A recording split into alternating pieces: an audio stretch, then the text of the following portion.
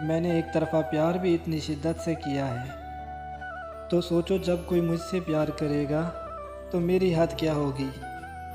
मैं सोचता हूँ कि जिसको भी मैं मिल सकता था और उसने मुझे गवा दिया, तो ये उसकी बदनसीबी है।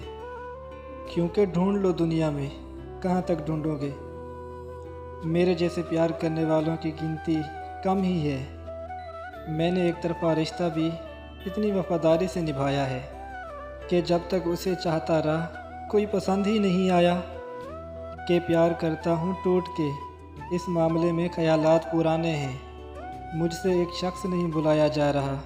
यहाँ लोग बिछड़ने से पहले ही नए रिश्ते बना लेते हैं। तो अगर मैं किसी का प्यार बनूँगा तो उसे प्यार से कोई शिकायत नहीं होने दूँगा, क्योंकि जो प्यार ना मिलने पर प्यार कर सकता है तो वो प्यार मिलने पर प्यार की हदों को छू लेगा। और एक दिन मैं उस हद तक पहुँचना चाहता हूँ। मैं देखना चाहता हूँ कि कायनात ने मेरे लिए क्या लिखा है।